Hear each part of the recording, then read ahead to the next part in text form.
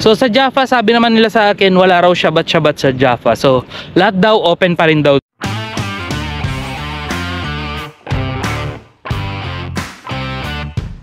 So good morning internet. So kaigising ko pa lang. Ay, alas 11 pa yung checkout ko, pero alas 8 gising na ako. So gusto ko na ulit parang maglakad-lakad.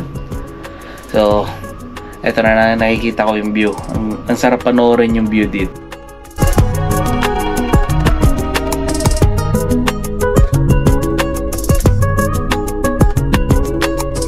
Okay, so tinatamad pa ako maligo.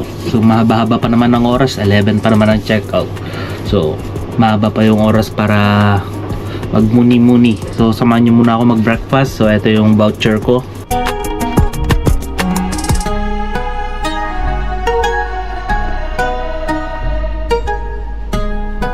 Zero ang exit dito sa elevator nila. So kakaiba tong elevator nila, nasa labas ang pindutan, walang pindutan sa loob.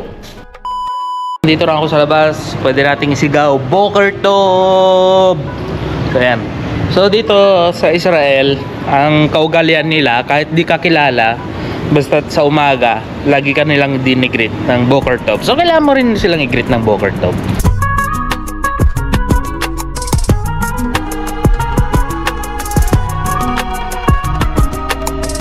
Naantay ko na lang yung breakfast ko, tatawagin na lang daw nila ako pag naka-ready na. So, ang sabi sa akin is regular. Sabi ko, okay, regular. Hindi ko naman alam kung ano yung regular kasi si ate naman, religious siya. Kaya hindi ko siya pwedeng isama sa video dahil nga Shabbat ngayon. So, respeto yun sa nila, sa kultura, sa tradisyon nila. Pag Shabbat kasi maraming bawal. Bawal lang gumawa ng apoy, bawal lahat. Bawal ang pagluluto, bawal magtrabaho, kahit lang yung pag-on ng aircon is bawal.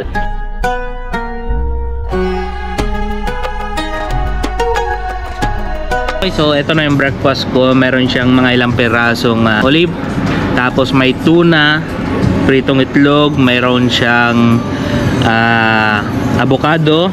Ito hindi ko alam kung ano to, siguro butter or hindi ko alam. Then may salad and brown bread.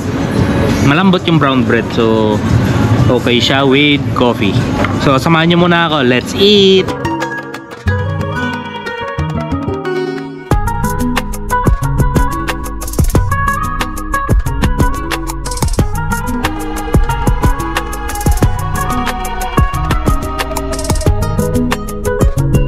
Okay, so nakapag-check out na ako sa hotel. And yun, palakad-lakad lang muna ako dito sa gilid ng dagat hanggang makarating ako ng Jaffa.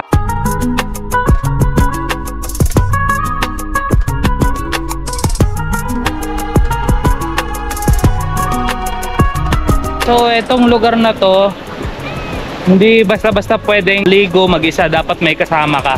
So itong lugar na to, napapansin nyo wala siyang harang. So may nakasulat dito, for surfing area only.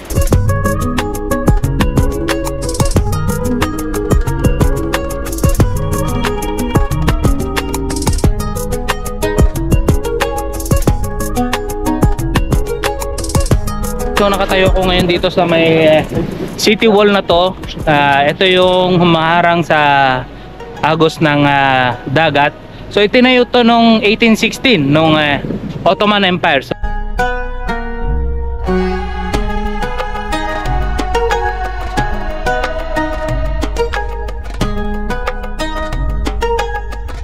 Kung nakikita nyo, ito yung isa pang wall.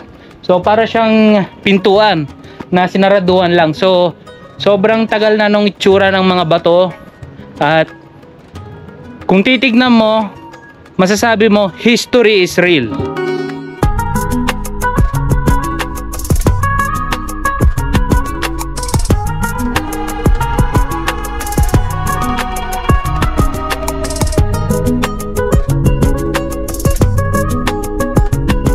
Nakarating na ako, hiningal ako pataas. Nakarating na ako dito sa may St. Peter Church. So sa labas ng St. Peter Church, merong isang maliit na canon ng Ottoman Empire.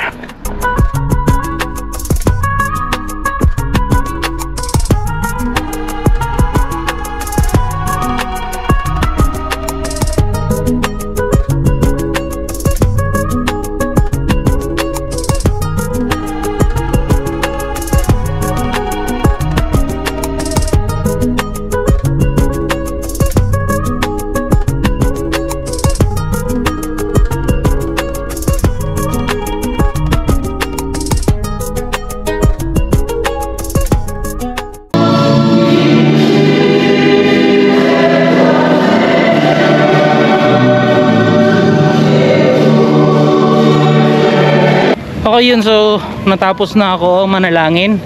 So lumabas na ako. May nakita akong fountain. So ang tawag nila dito is Sojak Fountain.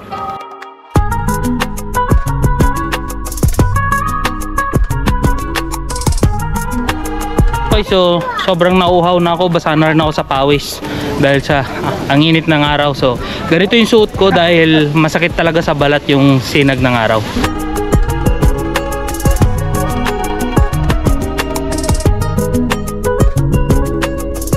Okay, so nakakita rin ako dito, titinda ng ice cream.